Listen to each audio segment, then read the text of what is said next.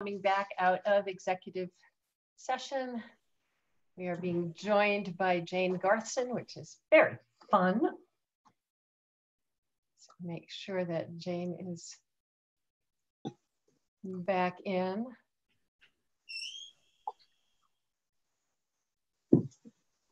And welcome anyone who is joining us, watching, and we are grateful for your giving us the time to talk about credit cards, which is never fun, but it's what you got to talk about. But it's good, and it led to a wonderful, wonderful, perfect segue into some of what we were talking about here in terms of what does it mean to be a compliance and expectations focused board, talking about internal financial controls, which we'll get to talk about at some point. And this is, so it was good. That was good.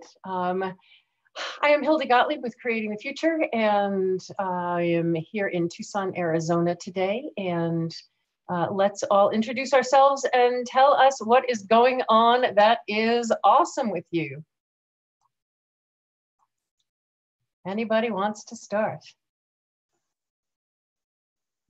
So I'm Carl Wilding. I'm Creating the Future's European and UK representative. My awesome week this week is that I work for an organisation called NCVO, the National Council for Voluntary Organisations, and we had our annual conference just in the last week, and we had some absolutely amazing speakers, people who sort of talked about things that hit you here right in the heart. It wasn't just about the stuff that was in the head. And one of the highlights was that the new chief exec of Oxfam GB, a guy called Danny Sriskandarajah, who's just new in post, talked very much about how he wants to take that international NGO forward. And he very much talked about language that I think Creating the Future people would recognize. And that he talked about new power and the power of social movements and how we've got to not just keep power ourselves so that we can change the world, but we've got to give power away. And that's the only way that will change the world in the future. So that's my awesome. That's an awesome. Wonderful. Who else? What's been going on in your worlds? Well, mine is not as intellectually inspiring as Carl's, but come Sunday, I will be on my way to Utah with my family for a week-long trip through the canyons, going through Bryce and Monument Valley, and then up into Canyonlands and Arches. So, getting very excited for that. Oh, that is some of the most beautiful country. Yeah, I keep telling my girls, I said, you have no idea what you're about to see. You've never seen anything like it. Take number of cameras. Everybody's going to be wanting to take pictures at once from anything I've seen of that area in pictures. I haven't been there. Wow. Well, Jane, do you want to step in, say who you are and where you're beaming in from and what's been awesome with you? I think everybody here knows me, Jane Garson from Toronto. And I think what's awesome with me is that as I'm moving towards, but not actually into retirement, deciding not to do any marketing, 3 of my most favorite prior clients have been in touch in the last couple of weeks with new work. That's just my ideal way of getting work is for somebody to say, hi, we love you and can you come back? When 3 do that close together. Oh, how awesome. That is wonderful, wonderful, wonderful. It's good to have you here. How about you, Angie? What's been going on that's awesome with you? Hello, everyone. I'm Angie Eichenberry in Omaha, Nebraska. And so a couple of awesomes. One is that I've been working with Hildy and talking with Hildy about collaborating with Creating the Future and our NOVA, and she's going to be coming to help us with our retreat in May, and I'm very excited for us to start some catalytic thinking through our NOVA, with our NOVA, and so that's a big deal, and I'm very excited about it. My own personal awesome is that it's sunny and 80 degrees today in Omaha, Nebraska. So I'm going to go outside after this meeting and stand in the sun for a while. Beautiful, beautiful, unbelievable. You guys have had every kind of weather. It's definitely springtime in the Midwest. The daffodils are blooming. Yay. How nice, how nice. Dimitri. A couple of awesomes. I'm Dimitri Petropoulos. I'm also in Tucson, Arizona, and it is sunny. And actually, you're going to be, I think, warmer than we are today. So that's pretty amazing. One awesome is that the wildflowers continue to explode in different stages. So now we're at a different stages, different flowers. We were up on the foothills of the Catalina Mountains, which are on the north end of Tucson 2 days ago, and the explosion of yellow flowers climbing up the mountain with saguaros, yellow flowers, saguaros, yellow flowers, saguaros, just going up the mountain, which was just absolutely remarkable and really awesome. And my second awesome is a quick awesome about my eldest son, who is in the tech industry. And he was telling me a story that he had visited a client that was actually out of the country. And I asked him, well, how'd that go? Oh, yeah, we got the contract. I said, what do you mean you got the contract? He said, well, they were interviewing a whole bunch of other people, and we came in and offered our services, but we weren't able to actually make it work to their specification. They were so impressed with how much time he took to just do everything possible to make it work, that they basically told them, we're going with you guys because it was obvious you wanted to make it work. It wasn't like, moving on to the next client. No, you did everything you possibly could do. So that was pretty awesome to hear that. And, you get to be the proud parent for a while and you go, yes. I love it. I love it. So Carl is privately musing that you are amazingly magical, Dimitri, that you can be heard when your microphone is off. It's a thing called telepathy, and I have to do it to the entire world. Yeah, don't ever show what's behind the curtain. Darn. I'm pulling those levers or levers, depending on the part of the yeah, and Jane just let us know that her camera is she may need to reboot, but she'll definitely be back. There are so many awesomes happening, both personally and creating the future, that I don't even know where to start. I've been one of the big things that we are working on this year is finding partners who want to help us scale, as we've been talking about the restructuring and redesign of this organization so that it scales our mission. Also talking about partners who want to work with us and help not just fund, but be part of scaling this thing as we're building it.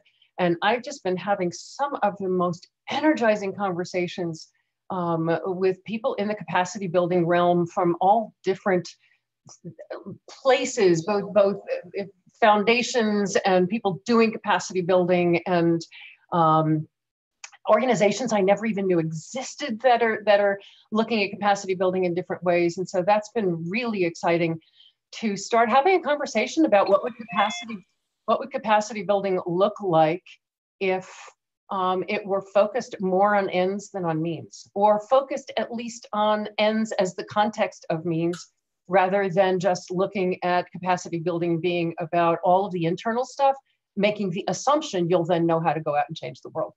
And so those have been just energizing conversations, having conversations with folks to say, can you imagine, right now you go in to learn how to, I'm in college and I want to learn how to change the world.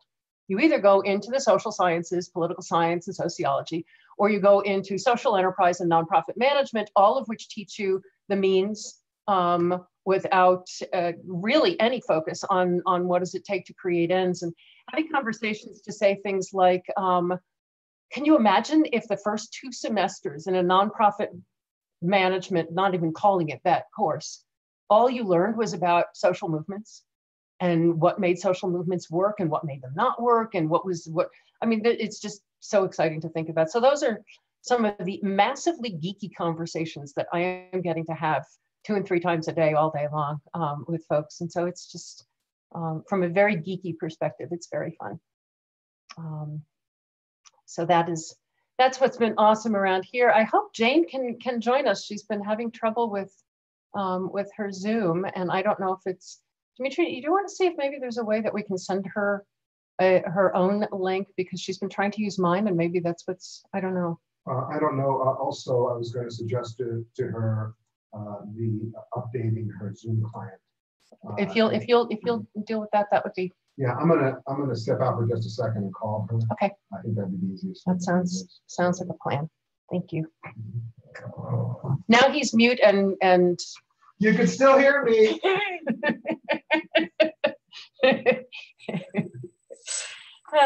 Yeah, he's just here for the entertainment value, Carl. That's really all it is. So to bring us back up to speed, we have been diving into the nuts and bolts of what it will be to start the board part of this organizational redesign that we've been talking about for many months and years. And last time we had a phenomenal conversation about really asking, if we're compliant, and compliance really is about expectations. Then whom are we compliant to, and whose expectations are we really talking about? Who are we making commitments to? And we came up with a long list, and we came up with the kinds of things those people would expect. And so that really is, as we think about catalytic thinking, the first place that we start is listening, is naming who are the people that'll be impacted. And if we cannot have the conversation with them directly right at that moment, we have had many conversations with many of those individuals.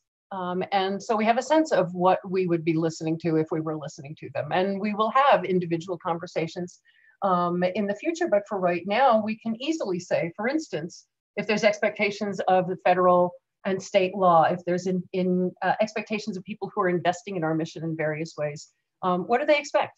And we've had so many of those conversations over time that we came up with quite a list. What we'll do now is ask, if we met those expectations, what would that make possible? What is the high potential outcome of all of that? And so that being the next question, I was sort of smiling as we were having our conversation about credit cards, that it led to internal financial controls, which leads right into the first group of people that we were talking about meeting the expectations of, which is state and federal law. In this particular case, the IRS. What does it make possible if we are, we had said that the expectations of the IRS is that we will file the 990, comply with their rules, evidence that our activities fit with the exempt purpose. For the state, again, annual filings, have minimum board members, and complying with all legal obligations. If we are complying with everything that the IRS and that the state want of us, what does that make possible? And I'm really loving the thought of the internal controls on that. What does it make possible if we are in compliance? What is that really talking about?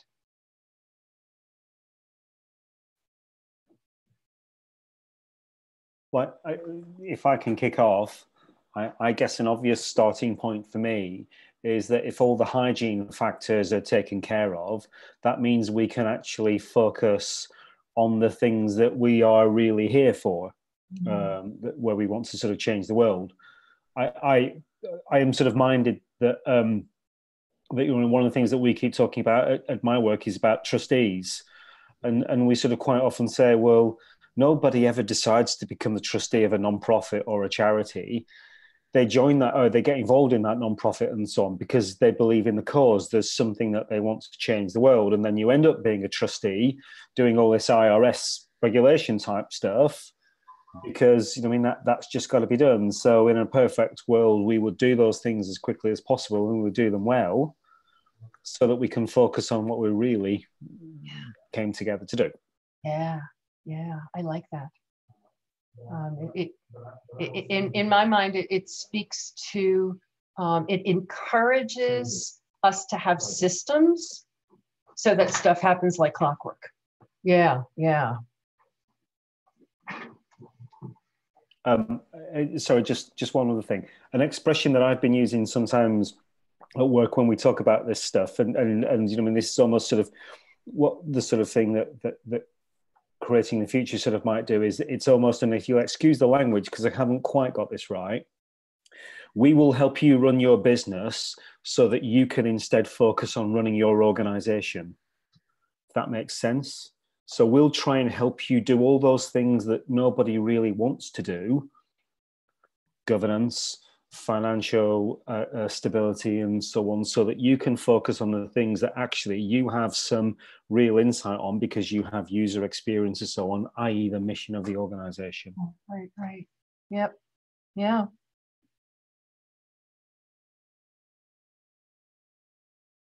What else do you all see it makes possible if we are filing, complying with the rules, evidencing that our activities are matching and meeting expectations of the legal authorities?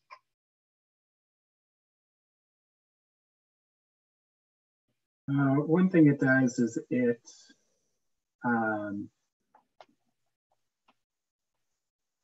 it minimizes the opportunity of someone hijacking the organization's work. You know, I think we often find people who will get sort of, you know, stuck in that minutia of compliance and then try and take down an organization based on that, or, you know, engage in trying to minimize the impact of an organization through those mechanisms, basically saying you're not in compliance, so you don't deserve to be. So, you know, if all of those T's are crossed and I's are dotted, it just eliminates that possibility of it being a distraction, and at worst case, it being a lever for someone to use to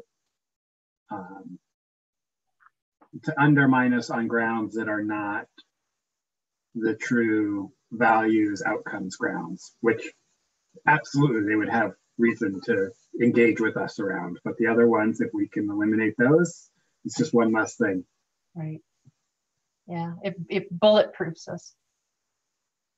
And to me, there's, and I know it's fresh in my mind because we were alluding to it when we were talking earlier, but there's a whole, and it really has so much to do with what you were talking about, Carl, in terms of if we've got controls that make it easy to comply with those external expectations, they will also protect us.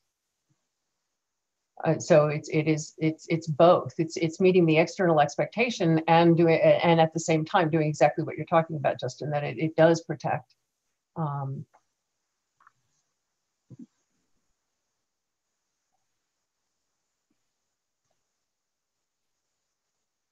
And I guess I would frame it as it provides a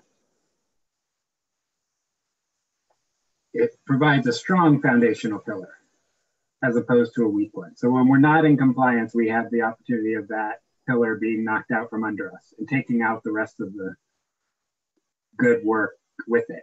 Yeah. So by having compliance there, we're solidifying that, which minimizes the risk of, you know, a compliance problem undermining the other work of the organization.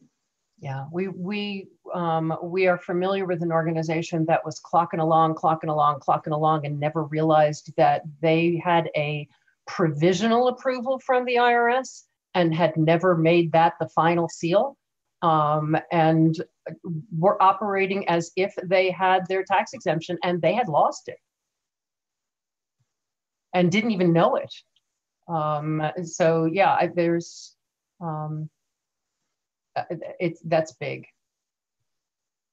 That's big. The other IRS thing that I'm thinking about, in my old consulting days when I used to consult on governance and I used to talk to boards and I would ask them to guess what errors and omissions and directors and officers insurance, what the most claims were for nonprofits, and they would all say fraud, and they would say, you know, all kinds of embezzlement and stuff, failure to pay payroll taxes.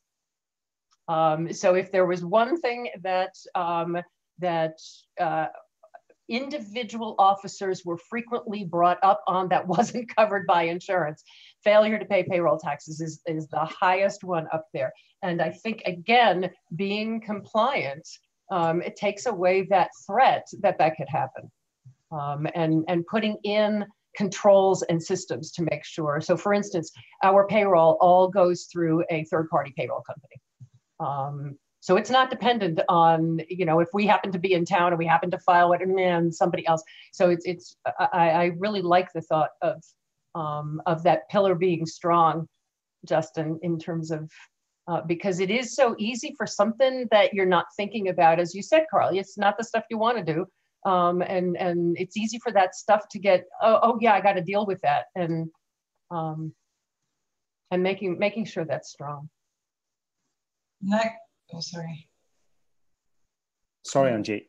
Just very quickly, you just sort of reminded me that when we see organisations go wrong, so many times you can trace it back to poor quality governance at the beginning.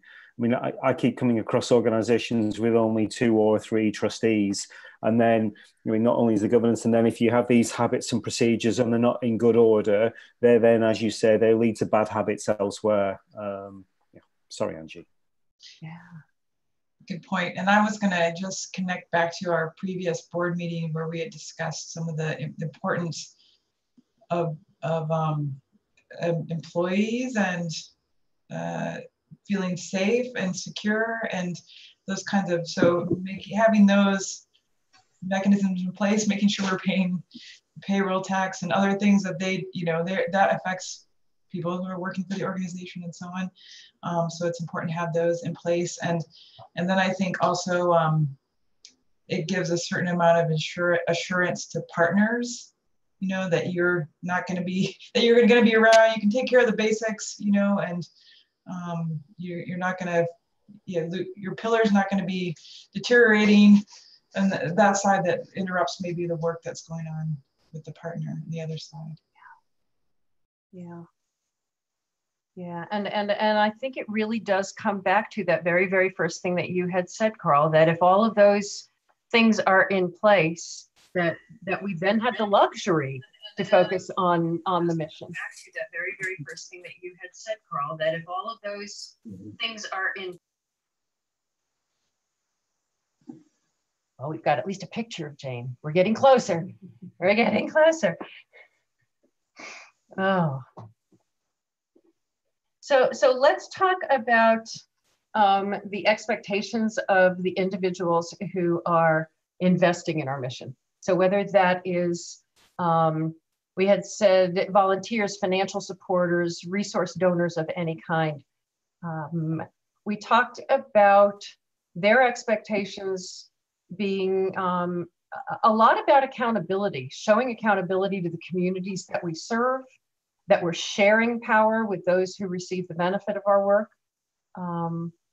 They expect to be able to trust us, that we'll connect with them as individuals, that we will be open and transparent and honest.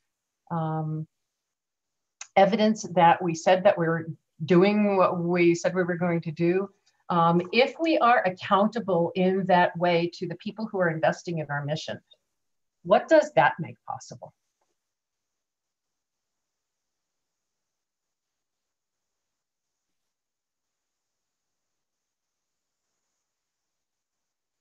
Can you say that one more time, please? Yep, I'm happy to. It's a big one.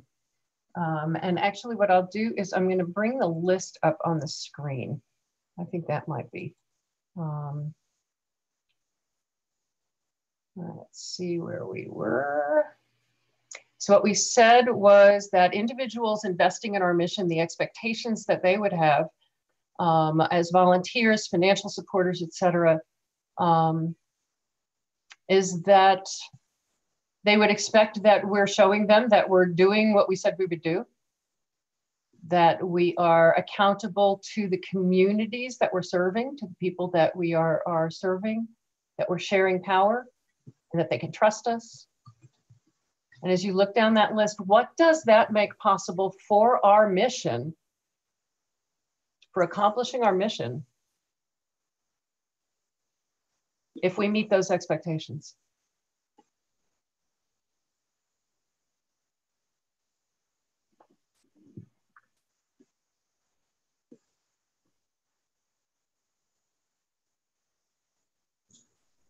Hopefully we meet the mission of the organization.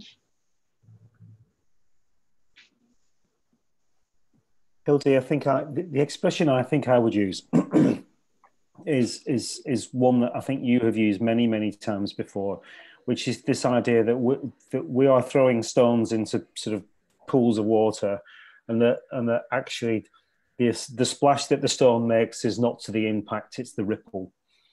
And if we want the change that we do to sort of ripple outwards, then people have got to trust us.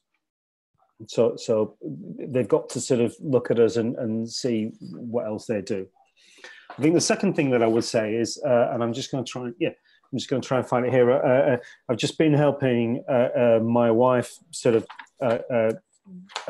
with a project that she's on. It's actually about creativity, but I read a paper about leadership and storytelling and creativity, and it's not exactly anything sort of new or original, but it very much sort of emphasized that leaders have to tell stories to sort of their followers if they want them to do things and change things.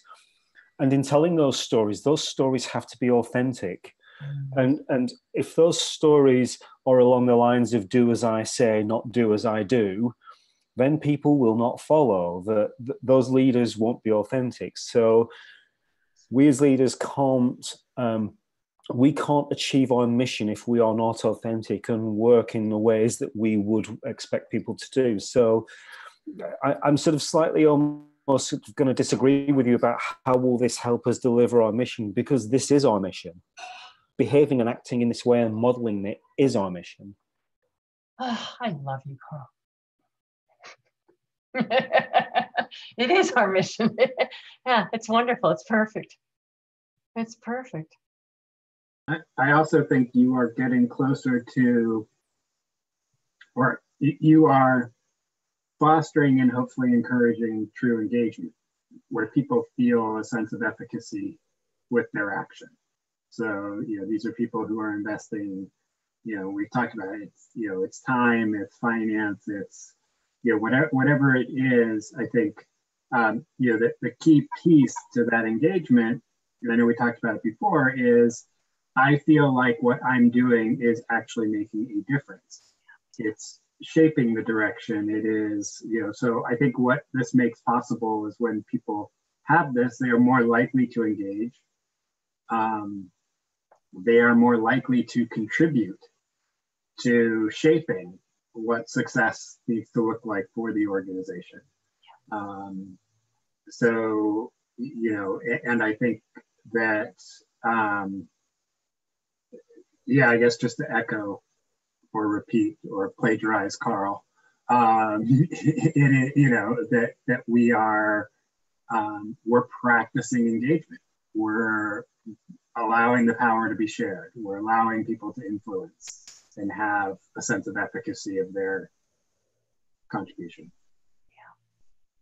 Yeah. And what's striking me as each of you is talking about, and I'm looking at this list, and honesty and transparency and openness, and thinking about the ripples, and I'm thinking about the fact that when we were in the executive session, which I think is the first closed session we've had, I can't remember our having a closed session, so it's got to be forever ago. that the first thought we had was about, oh, this is something for us to talk about publicly, that we are, it is modeling, it is showing, is exactly what Carl was saying. It is showing that it is possible to talk about these things publicly. And are you guys okay if I stop the share? Do you have, you sort of got the list? Okay. One of the things that's coming up shortly in future strategy meetings that will be held openly again is a conversation around our communication strategy and PR and you know, sort of engaging more people because more people have heard of us. So if we're starting to engage people around this whole issue of capacity building, as I was talking, it would be nice if when we send out an email, they say, oh, we've actually heard that you're doing something. And so we're going to start having those conversations. And what's exciting in talking to the PR person that we've been talking with is that we will have that conversation openly, because it proves you can have these conversations openly, that we don't have to hide everything behind closed doors. And so I'm really loving what you all are saying, the combination of the walking of the talk and that this is our mission, is to walk the talk and to show that you can walk the talk. There's just something there that just feels very integrated, that feels very, very us, just the whole fact that we do have our meetings openly, that we do invite anybody who wants to sit in the room. And I wish Jane could be in the room with us, proves that you can. So the whole bit of our mission piece, Carl, that you were talking about, that this is our mission. Yeah, you know, proving that you can ask a different question and ask the why not? Why wouldn't we have this openly? A couple of thoughts come to mind on things we've talked about. One is trust, and the other word that relates to that is expectation. And I think about it in terms of relationships with people. You have a relationship with your parents, you have a relationship with your children, you have a relationship with your friends. And part of what makes those relationships, I'm not going to put big judgments, but good or bad, is trust and expectation. I expect my parents to behave a certain way. I expect my friends to behave a certain way. And that gives me trust. That gives me confidence that when I engage with them, that will happen. And so it really is, to me, the key to this component is creating that reliability of expectation and trust on all of the items that you had up on the list there, Colby, earlier, is I know I can expect this. I know I can trust this will happen. I know that this is a safe place because it's not going to hit me with something out of the blue. And so that's sort of the overview of what comes to my mind as I think about all of this. Yeah.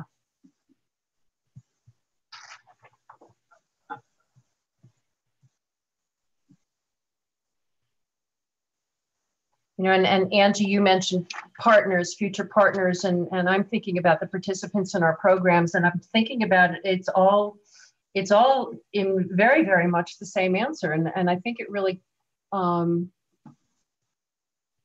whole thing of the ripples and the engagement, that the more we are meeting those expectations, the more people will want to engage. And you know, to your point, Justin, the thing that I was thinking as you were talking is that it also, meeting those expectations can turn engagement into deeper engagement. Well, and that deeper engagement, I think, so if we think about creating the future,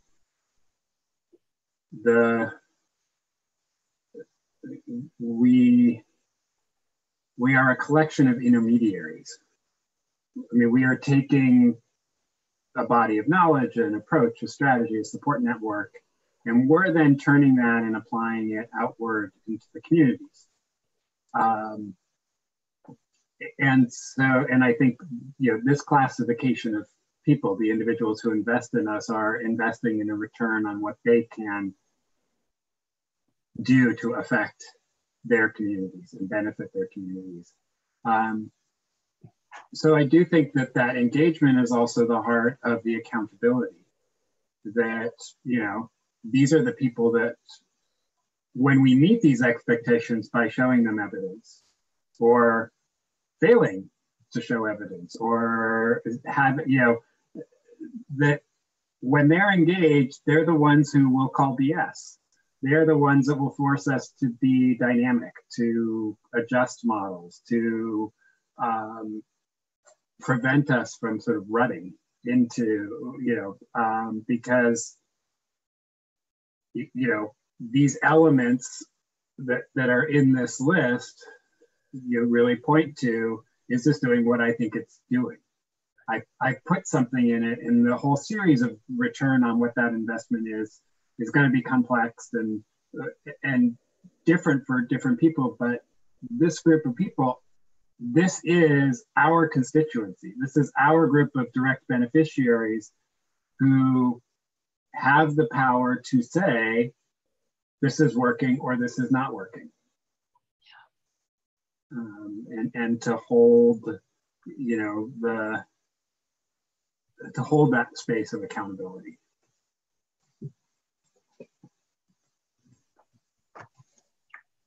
What that's sparking for me is the learning piece. That degree of engagement allows us to keep growing and learning. So by our meeting those expectations, and especially I see the openness, not transparency, because we're so beyond transparent, the openness as a big part of sharing power. And to me, that opportunity for learning is huge. The more people that we invite to be part of a conversation about anything, and that they have the power to make decisions, which is what we're talking about. We're talking about local decisions and a networked platform. That feeds back into all of us learning together. There's something there about learning, and I'm not being very articulate about it. A thought that comes to my mind is the idea of, who's the keeper of the faith, so to speak. And when you have, traditionally, the board is responsible for, keeping the faith of the mission, keeping the faith of the organization, whatever. And the comment that you made, Justin, about being held accountable by others who notice that we've strayed, or that the organization has strayed. So basically, it broadens that sphere of who keeps the faith for the organization. Because it's open, it extends that to many more people than just the board members or just the staff or just the whomever. So it is really part of turning it into a movement, because in a movement, it's not just the leader who does that. It's everyone within the movement has some responsibility in that, and depending on how engaged they are, how involved they are.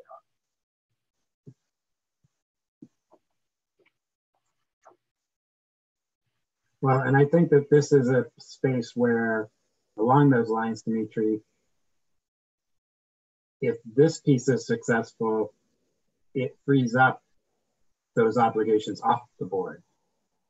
So, because generally, use my high horse moment, boards are pretty much piss poor at doing what you described, Dimitri, because of whom we have on the boards. They don't have truly enough understanding to really get the efficacy of the work of the organization in many instances, and are not particularly good at being able to make that judgment as to whether the work really is in line with outcomes that they're trying to achieve. Yeah, to me that goes beyond because of who we have on the board. It's in my mind, it's a structural thing. It's a systems thing that we've created an expectation that that they would have that knowledge, and it's such a rare group that does. And the flip side of that, which we've all heard because we've all been in these positions for way too long, is when they do have that knowledge, they all get accused of micromanaging. So, yeah.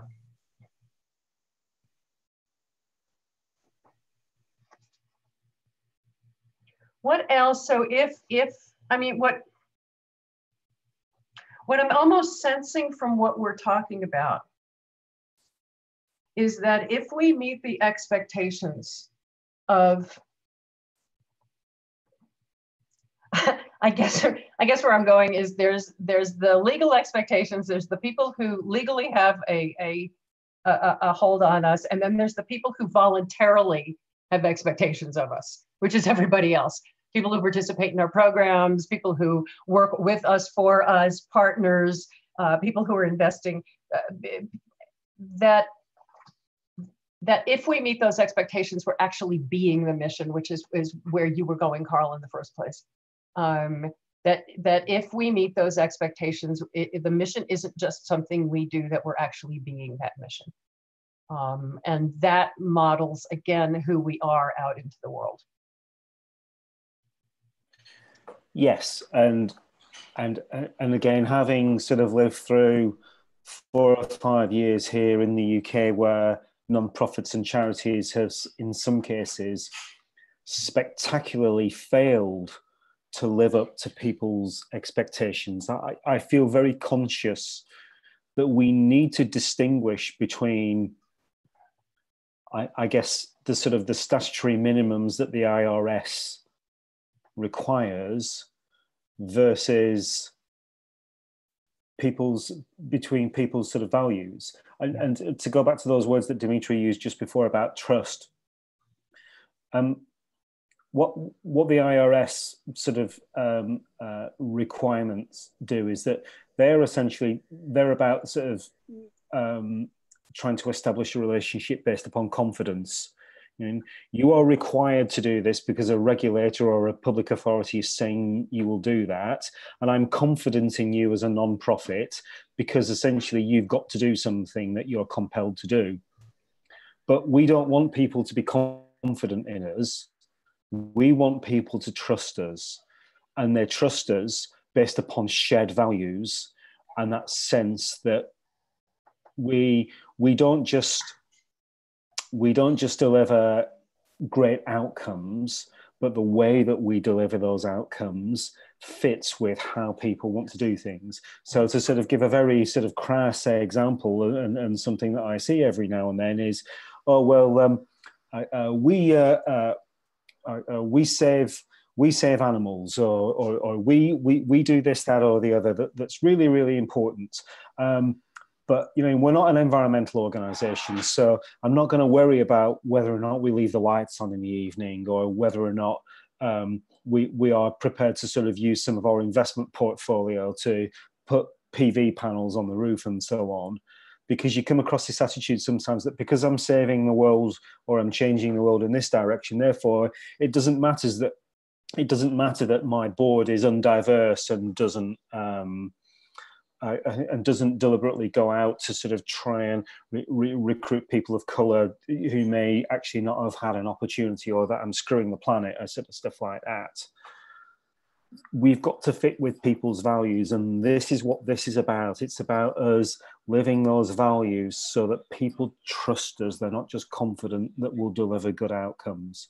And if I may say one final thing, if I go back to something I said at the very beginning about Danis Riskandarajah and what he said about Oxfam. Oxfam have been through a really bad time in the UK because people looked at how they operated and they had some bad problems in terms of safeguarding.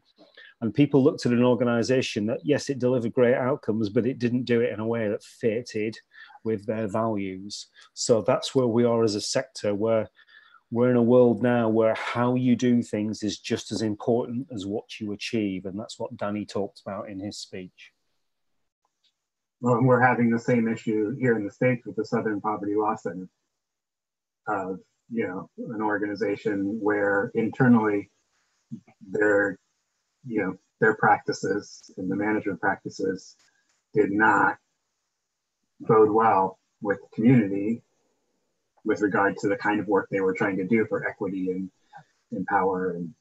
And so I think, I guess there's something, just as Dimitri and Carl were starting to talk about this, and Hilda, your comment, I think part of what we're starting to see is the differentiation of, or begging that question, well, what would it take to meet those expectations and where best does that lie? And I think we're dancing around, a lot of this does not lie in that structure that we've called the board. I mean, in some ways we're allowing for sort of shedding some of those pieces off, because again, sort of compliance is the minimum structural element that you need, but it serves, it does not serve at all as a healthy proxy for actual community change or community benefit. Yeah. So I can be in full compliance with everything, fully legal, and still not be accomplishing anything. So to judge my success based on being compliant is incredibly short-sighted. Now you can, I think what Carl was raising is your success can be tarnished by failure to comply with not only the legal elements, but also some societal norms or expectations around, systems or structures that are there. But I think what's really important there is, the one level of that board as a compliance body is making sure that fundamental pillar is strong, and then recognizing that really is just a check mark. It's like, okay, we just need, that's a bare minimum that we have to have to stand on. Now, the rest of the compliance and expectation setting or expectation meeting, that's what we need to look to, in essence, outsource, where the body of the board is simply saying, is compliance with those expectations happening? Not, we are responsible for making sure that is in compliance. So again, I think that really does, beg that question that Dimitri was talking about of, who best knows whether what we do actually works? Well, a compliance board should be ensuring that somewhere within the organization there is a system and structure that is transparent, that demonstrates where the expectations are being articulated, and that people who are best positioned to evaluate whether those expectations are being met, that's in place. Yes. That's there. Yeah. And so there's still the responsibility for ensuring that it happens. They just are not the actors of doing it because, again, in the States, the list of things that we ask a board to do is ridiculous. I mean, it's like no entity has that breadth of competency. it just does it, especially if our ideal board size is, 7 to 12 people. Like, no, like you need more capacity to be able to do this work. Yeah. And so rather than trying to shove it into the board, we think about the board as the facilitator of that capacity sort of happening.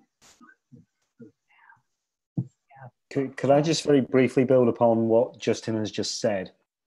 I'd say it's worse than that, Justin, because the direction that you have just described leads you to recruit a certain type of board member who is professional, probably educated with a college degree,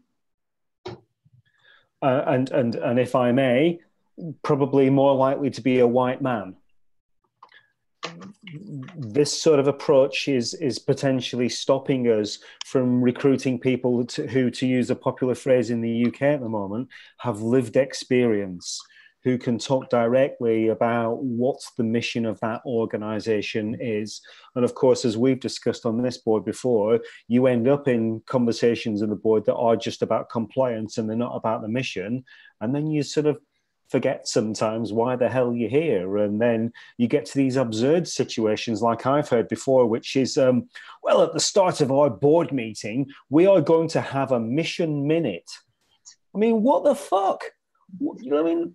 1 minute at the beginning to talk about the mission because you're spending the other 99% complying with the bloody IRS or whatever.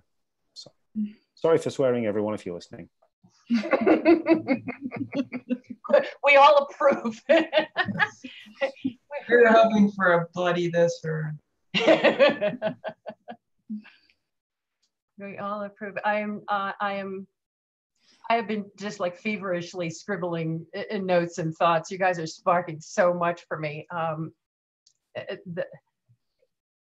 First of all, just in terms of the compliance of ensuring that we're ticking the boxes versus the thought that the board actually has to do it. In the olden days when I was consulting and talking to boards a lot, I would ask, you know, about the employee manual, because personnel is a big thing that boards are supposedly in charge of. And they would say, oh yeah, we've got a personnel committee. And I would ask them, how many of you are personnel experts? How many of you feel comfortable standing in front of a judge, because that's how this is going to end? If you guys have a personnel committee and you're all about compliance and a place where employees can go, how many of you feel comfortable standing in front of a judge and quoting employee law? And where's your employee manual come from? Well, I got it from work and I Xeroxed it. And is it current? And do you know? And the answer is, you don't have to do it. You don't have to have a personnel committee. You just have to know that it has been done. Has an expert looked at it? Has it been updated? Oh, yes. Okay, we can tick that box. Do we have a letter from a personnel company saying, an HR company saying that they've done? Yes. Okay, we can tick that box. The thought that popped for me as we were talking about the walking the talk piece, and Carl, all that you were saying about the expectation of meeting people's values, and that it's not just that you do the work, but how you do the work. The thought that occurred to me is, when we fail to walk that talk, we're actually proving that everything we say we're about doesn't work. I'm thinking about a domestic violence shelter here locally that the board was so abusive to the staff that the staff wound up unionizing. It's a domestic violence organization. And if that's how you're treating people, what you're saying by your failure to walk the talk is everything we're saying actually doesn't work in practice, because even we can't practice it. And I think for an organization that is so about values and so about what brings out the best in people, if we fail to, it's really looking at it in the negative. If we fail to walk the talk, you know, the quote of the Pollyanna principles is being the change you want to see means walking the talk of your values. The flip side of that is, if we don't walk the talk of our values, we're actually proving that everything we talk about doesn't work. I think there's something really huge there. Well, and I think it is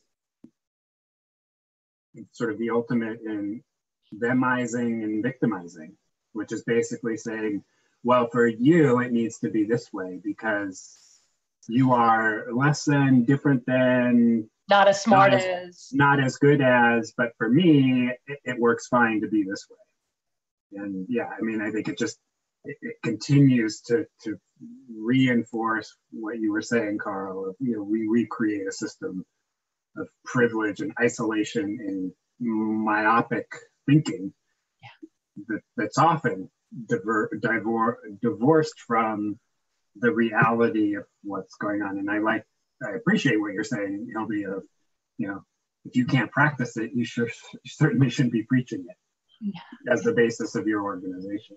Sorry, Jane, I saw you had a Go, Jane. I'm on a laptop. Apparently Zoom needs to upgrade for the latest Mac operating systems.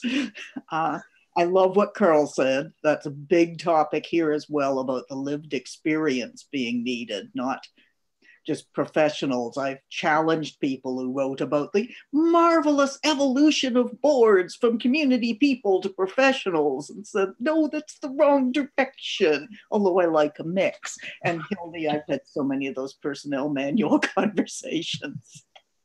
It's just become a norm. But Justin, I'm not following you, and that may be because I've been out of touch with this, but Hildy knows I'm a skeptic.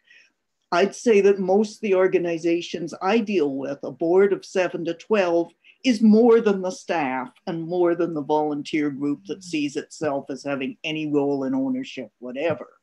If we ask them to do all of it, and yes, I fully agree we shouldn't spend board time on how to comply, just have we? Yep, move on. If we don't have that group actually talking about what's happening in the community and what do we need to do about it, the staff hasn't got that skill either, and they have even less breadth of lived experience and knowledge in most of the organizations I'm dealing with. If the board wasn't doing it, there's nobody.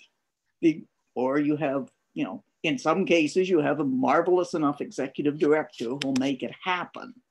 But if the executive director is less than marvelous, well, and again, those conversations take place. If you free up the board from the personnel manual crap, because I talked them into a one-page oversight policy instead for HR, and say, you don't even need to see the rest of the manual. You just need to know it exists.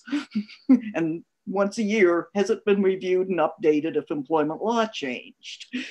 This does not take a long time in board meetings. You can use them effectively. Right. Well, and know again, how the smaller organizations would do it otherwise. Creating the future has an engaged international community, but. Well, and that's what we're talking about. And so I want to make sure that we don't get too far afield into how boards suck, because that could be all day, every day.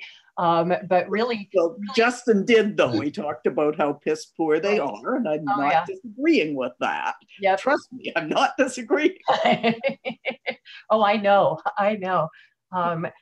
One of the other things that I'm seeing that this makes possible, if we are meeting the expectations of all of those individuals who are investing in our mission in whatever ways, including participating in programs and partnering with us. I see all of those as really investments in what we are about. And if we're building this as a networked platform where decisions using catalytic thinking are being made by the people who are actually in the trenches doing the work, and we're creating sort of a central hub that is all around making sure they have what they need. And a big piece of what they need is to make sure that we're meeting expectations of others and that we are compliant with those expectations. The thing that I have found about boards in general is that we dance around the fact that supposedly the boards are in charge, because if you look at standard hierarchical org chart, they're at the top. And then everybody says, yeah, but no, really the CEO is in charge. And what I have found in many, many, many, many organizations, I dare say most, is that what's actually in charge is fear. and it's everybody's fears, and it's scarcity fears, and it is, so the CEO is in fear of whatever, and the board is afraid that they don't know their job or do. And if what we're looking at is what it makes possible to be intentionally meeting those expectations of engaging and building trust, and walking the talk of those values, you don't wind up so much with fear running the organization. I mean, I can't tell you how many times I've heard, yeah, those are our values, but right now our values have to be that we need the money, which is what you were talking about before, Carl, in terms of, yeah, we're an environmental group, but yeah, we're not going to keep the lights, you know, we're going to keep the light switch on, because the situational ethics, I guess, is where I'm going, of you're either walking the talk of your values or you're not. And I think that that's a really big piece for us, especially if our whole focus is what does it take to bring out the best in people? Yeah, Carl, go ahead. I don't know if I'm taking this in a different direction, but you know, I mean, I have a messy mind. The first thing that sort of occurs to me is that in that sort of conversation about expectations, a lot of this seems to be rooted in this idea that our stakeholders don't understand us and they want to know more about us and what we are doing, so that in order to meet their expectations, we have to help them understand us. And the big problem in all of this is that they don't understand us as an organization. And one of the things that I've talked to people about here in the past, and someone said this to me once, I don't lay claim for originality, is that the problem isn't that the public and our stakeholders don't understand us as non-profits. Quite frequently, the problem is that us as non-profits don't understand the stakeholders.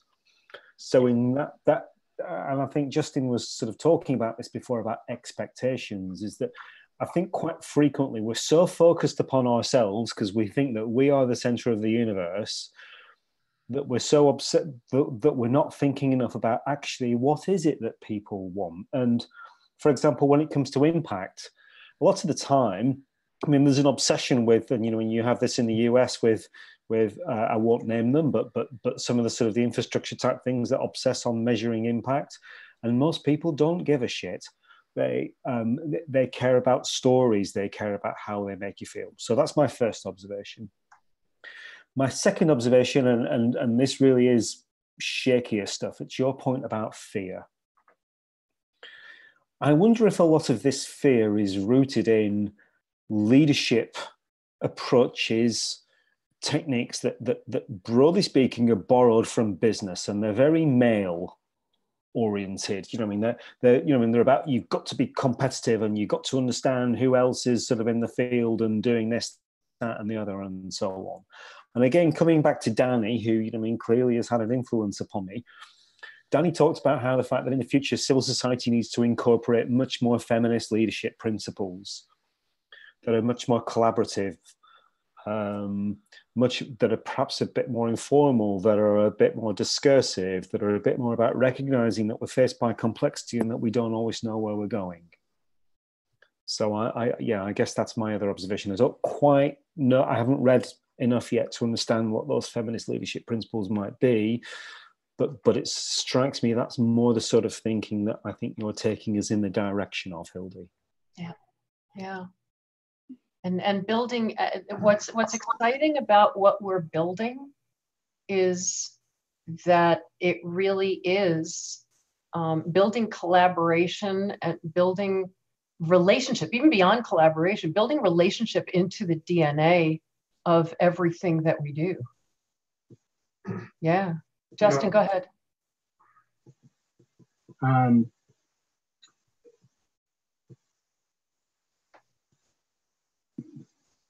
Where was I going to go?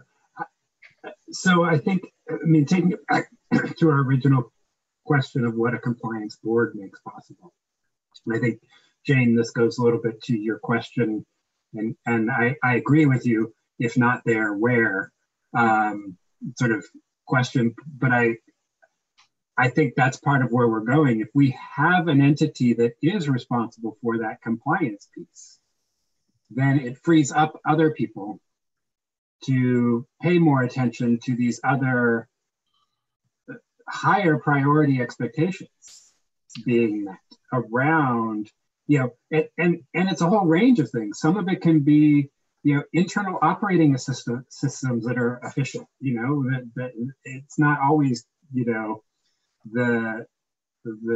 sort of sexy, are we changing the world questions, that we have people who are systems people, and really the benefit that they provide is to be able to, help us get the internals going.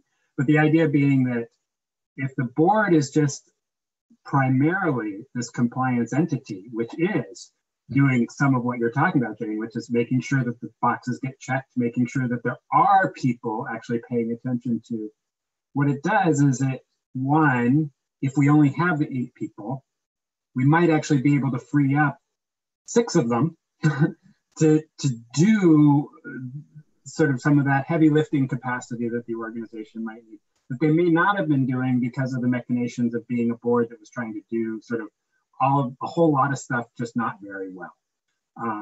And so what I see is actually an ability to compartmentalize things a little bit better. That when we have a compliance board, we're going to ensure that there's a small group of people making sure that the questions are being asked and answered. But then the process of asking and answering the questions, we can then look at the other source that may be a better source for that piece of information. Just in the same way that you would say, let's have a HR attorney look at our policy. Okay, let's have community members really tell us what successful outcomes look like and whether or not our system and approach helps them get to that. Let's have,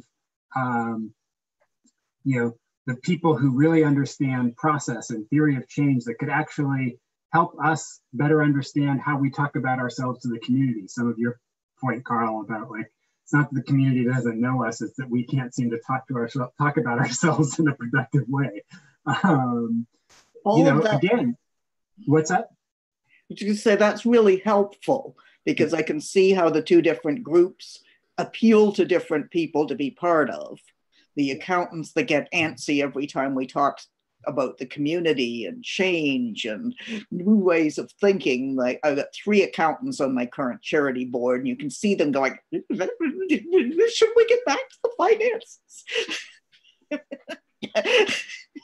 And then everybody else, as soon as you get on finance, they go, can we get that away from finance? And most community people that we try to bring on don't want to have to learn things like how to read audited financial statements. Right. So we discourage people, especially if English is a second language, or, war in their country interrupted their education or whatever, then they don't feel comfortable in that kind of environment, especially not challenging the accountants if there's something doesn't make sense, like, why are we not giving any money to our top priority kind of discussions, which need to happen because the accountants often don't give any money to the top priority in the budgets they put forward.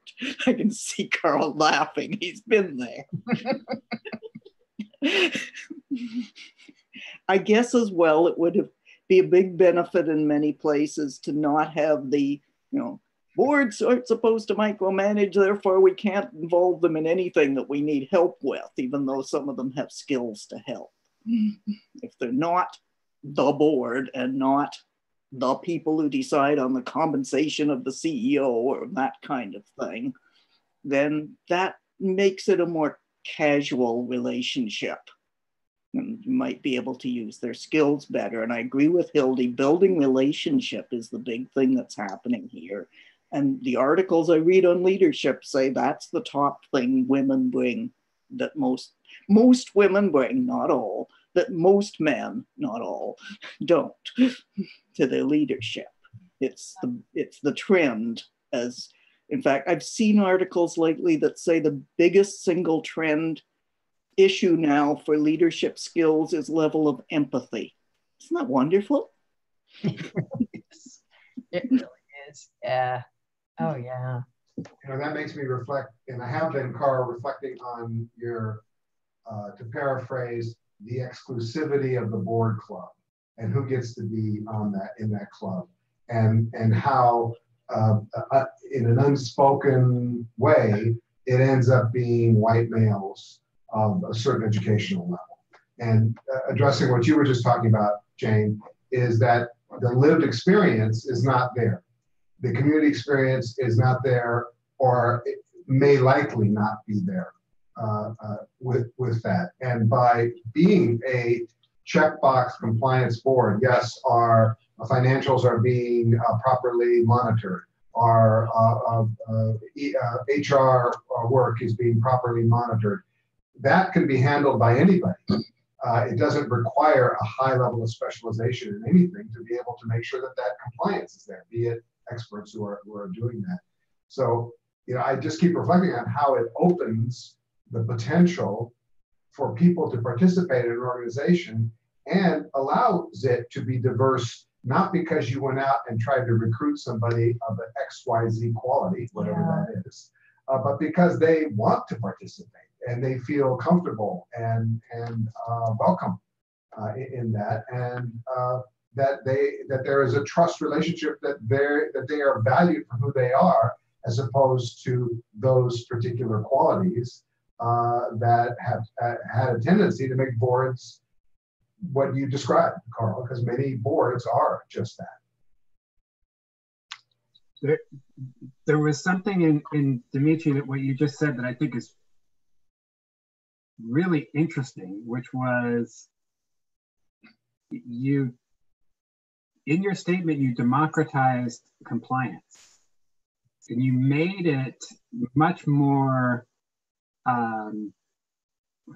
achievable or accessible to people to be able to say, to actually be even on a compliance board doesn't require professionalism. It requires the ability to inquire in a particular way. And you can do that. Yes. Even if English is your second language, you can feel comfortable being an agent of compliance, which, again, for some, it may not be the sexiest thing in the world. For others, it might be an access to power and control that they've never had in their life. To actually be able to inquire, is this working right? Does it feel like we're in compliance? And I think that ability to, I hadn't even thought about sort of that side of this, which is when you develop the infrastructure of a compliance board that really does scaffold people in terms of the kinds of questions they need to be asking and answers they need to be looking for, we open this up to anybody being able to ask those questions and begin to build confidence and competence in that space, which I think is then transferable to other things. But it's funny because it's not where my brain was going. My brain was actually going more towards, you had this sort of probably highly professionalized people serving as this compliance body, but you just demonstrated that no, actually, we can structure it in a way that it can actually be effective and much more democratic. Yeah, the thought that occurred to me as Dimitri was talking is, and it fits, you just articulated so beautifully, the democratization. I love that phrase, Justin. The thought that occurred to me while you were talking, Dimitri, was that for much of the compliance stuff, you could probably write software that would ask the questions that you could tick the boxes. So my brain went to the same place as Justin, only Justin, you were so eloquent about finding words for it, that anybody could do it. That at that point, if you've got, here are the questions we want to know about the accounting, or here's the questions we want to know about HR, or here's the questions we want to know, that I'm sort of being extreme, but you really could have an app for that. And that allows anybody to do it, which then says you need professional people doing the do, but the monitoring of the, because it is the difference between the doing and the monitoring, the doing and the ensuring. And the ensuring could be anybody. And I love that word, Justin. Jane, yes, and then we're going to go into reflections. The CPA organization in Canada has published a bunch of booklets that are all available for free download on 20 questions to ask about financial statements, 20 questions to ask about. So those could be put onto an app very easily because they're right there. It's a really good resource. This is, I think it's cpa.ca that has all these marvelous books that are actually readable. They're not designed for accountants. They're not even all written by accountants, even though they're produced by the accounting body. And so that's a really good point, is if people aren't sure what to ask, okay, which of these apply to us? They won't all apply to us. Maybe we have something unique we need to do. I'm on a land trust board trying to figure out how to fund stewardship forever. It's been a very interesting accounting learning for me. But a lot of that really could be there to reassure people that what they're mostly doing is listening for whether they trust the answers. Does what they're hearing make sense? That that we've done this went off to the government last month, whatever, that they are hearing people confidently assure them. And of course, the external auditors and whatever eventually as backup. That's another way to reassure the community people, is they're not on their own. Right. And the external audit can be any kind of audit. Yeah. Yes. I've done an ethics audit once. Yeah. And then so there's an audience we left out of that list, which was the board member. What does it make possible for the board member? And Jane, you sort of took it full circle. You might not have been on the call when Carl was talking about trust. I mean, how many boards do we have where people on the boards don't know whether they trust that the organization, or they don't even trust themselves, but they may not, they may be so anxious and afraid, they don't even trust whether the organization is good. Like and so, or they think their job is to mistrust. I mean, how many board members believe that their job is to be the thorn in the side and the devil's advocate, and pick your metaphor, but believe that that's their job, is to poke holes in stuff. Mm-hmm. But I think even a more insidious one is, I don't trust myself that I know enough to make a judgment as to whether or not this is a good, healthy, effective organization. And so I know I've been there, so I've been one of those board members, and I know many board members who sit there and feel that way. They feel incompetent in being able to actually engage and ask questions of the organization. And I mean, if we have board members who don't have that level of trust in themselves and trust in the organization, I mean, again, it's that mirror effect of the board members can then trust that the organization is healthy, and they can trust that they can represent the organization as healthy. Oh man, we could talk for another 2 hours. This is getting good. And I wish we could. It is time for us to take a deep breath and think about what you are reflecting on in our conversation, what you are taking with you to ruminate on, what will percolate in the shower for you later. I can start by saying that these discussions remind me of the discussions that we have in our field of public administration, which is an ongoing issues around the degree to which we rely on public administrators to do things versus citizens doing things. And for example, when we think about our roads and how they're designed, people's lived experience about how they get around should guide, right, how we design roads so people can get around safely no matter if they drive or whatever. But we often rely on public works engineers to design things in a way that in a worldview that they have about getting cars quickly through a city, for example, that runs up against the lived experience of people. But we tend to say to the, you know, citizens, well, you don't know enough about design road to, you know, to listen to. But, you know, in reality, or I mean, they know a lot about, right, how they experience things that we don't pay attention to. So thinking about our discussion today, like I guess it's really been interesting for me to think about this in the context of at the organizational level too, that we have a sort of similar situation where there's who's creating policy, who's implementing policy, or monitoring policy, and that there's an opportunity to get a lot more people involved if we restructure how we think about that.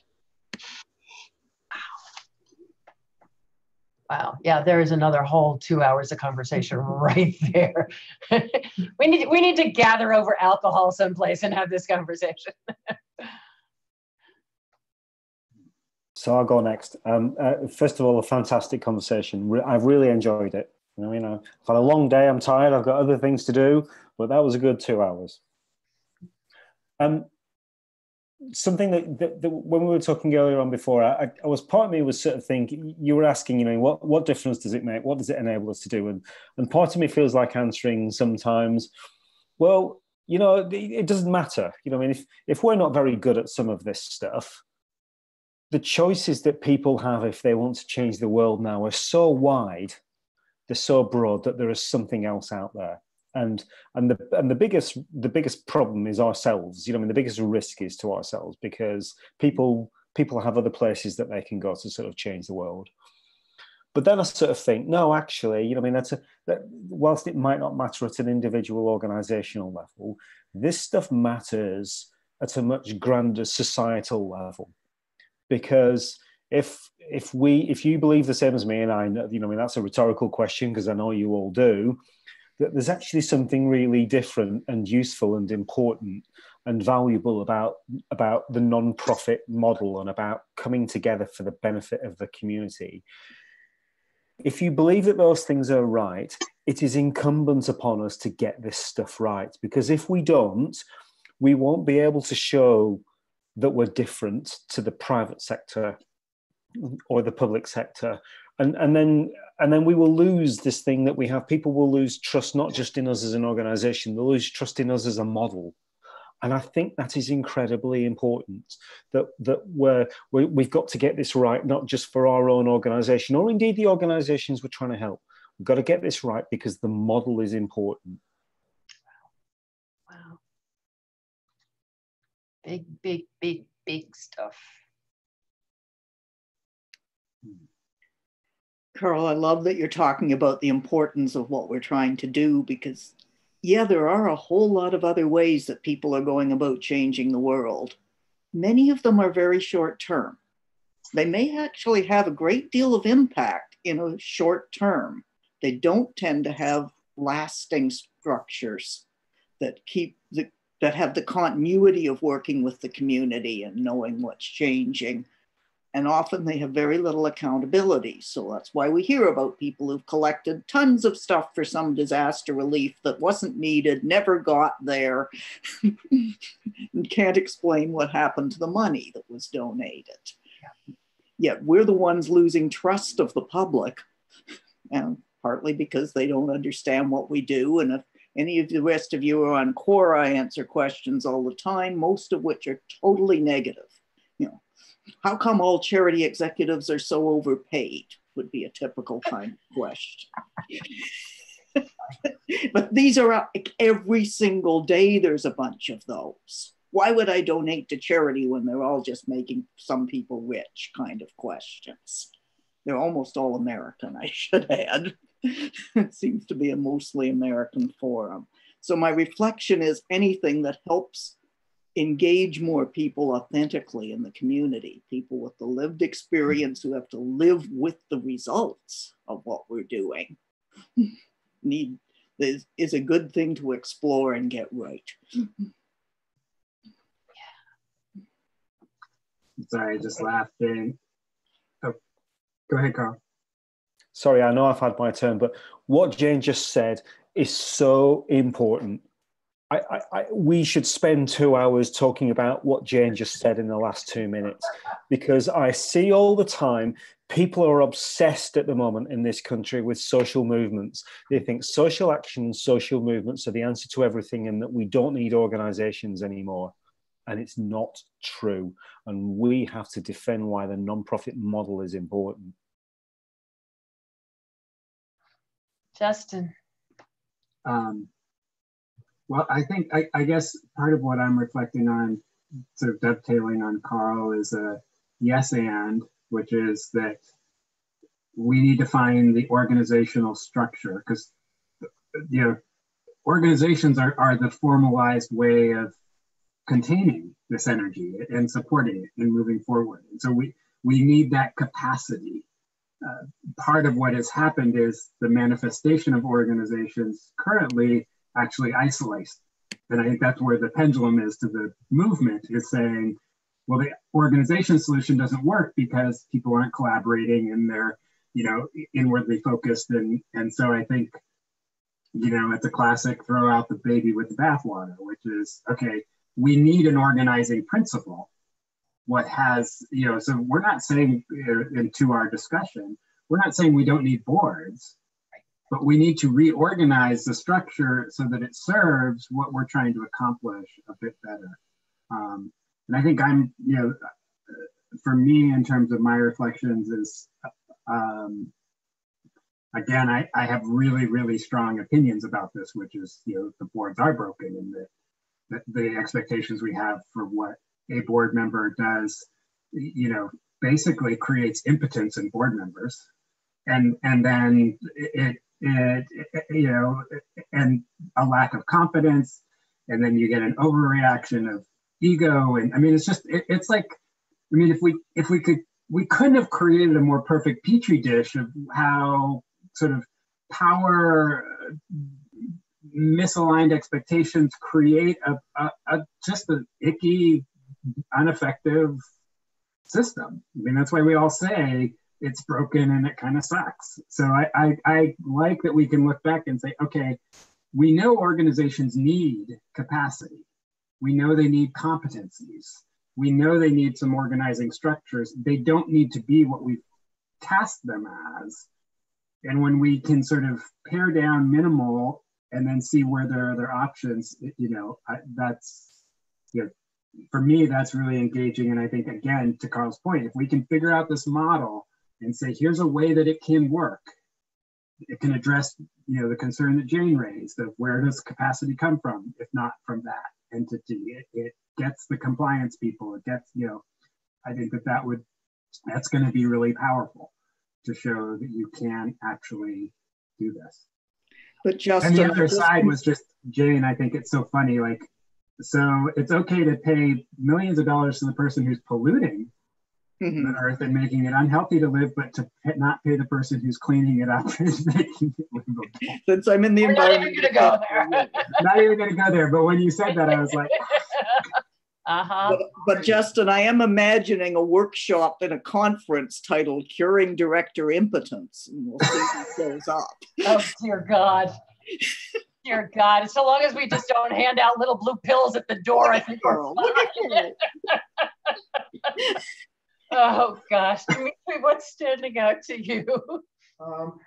The idea that a board can become the board structure can become an empowering entity, as opposed to what Justin just described, this sort of, you know, backstabbing, you know, fear-based, reactive, and I'm obviously putting words in your mouth here, but the image that came to me when you were talking about this, and that lived experience, people with lived experience can enter a board and be empowered by it. Yeah. And consequently, the organization is empowered by this. So boards can become empowering entities as opposed to reactive, regressive entities.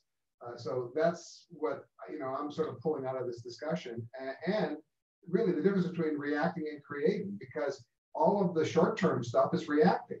You know, that's not creating anything. It's just reacting to what's happening. And sometimes, wow, look, we successfully cleaned up that pond. yes, but we didn't do anything about creating circumstances whereby that pond will be polluted again. So that's what I'm walking away with, is the really enticing idea that this can become something so positive across the entire spectrum. Two things are standing out to me. One is just the entire powerful importance of, we spent a couple of years ago, talking about what do our values look like in action. We had several online conversations and inviting people to say, from what you know of creating the future, what do you think our values are? And quite honestly, it felt kind of nice to see that we were walking the talk as much as we could, that people were actually identifying the values that we would want them to identify.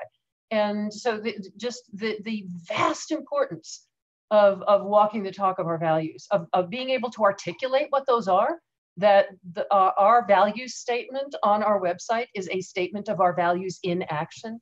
That is just really, really striking me in our conversation. The other thing that is striking me is around issues of inclusion, and I'm less articulate about that, but it's something that's sort of swimming in my head, that when we have, and Angie and I were having this conversation earlier, when we have these conversations about, we need 2 of these and 1 of those on the board, because we want to have an inclusive board. The reality is that you could have 700 people on your board and still not be representative of your community, because you're not addressing everybody's lived experience. You're not addressing all of the people who, because you've got 1 of these and 2 of these doesn't mean you have real representation of your community. And the importance of finding structures that are inclusive, because a board by definition just cannot be. It can sort of look maybe a little bit like, well, we have 20% of this in our community and 40% of that, so that's what our board will look like, but it's never going to be truly inclusive. It's always going to have a very, very tiny number of people compared to your community. And so there's something really big here about redefining the structures of organizations and how we think about those structures, so that systemically the entire system is inclusive, rather than making the assumption that those 5 people or 8 people or 12 people on a board are going to suddenly make us inclusive. I think that that I'm loving this conversation, because it really gets to the heart of what does inclusion really mean when we build systems to ensure that we are including people, that inclusion means participation. That inclusion means not just having a seat at the table, but being the table. There's and the whole issue that we brought up earlier in our last meeting about shared power. That's what inclusion means. And what does it take to build systems and structures, organizational systems and structures, that ensure that real definition of inclusion? There's something big there that's just sort of dancing in my brain right now. So deeply grateful to each and every one of you for the conversation. Wishing you could have gotten in earlier, Jane, and we will have to make sure that happens next time, because always love your input and perspectives. It is always delicious to have you here. And for any of you watching, we will see you next time. And same bat time, same bat channel. Bye, everyone. Bye-bye.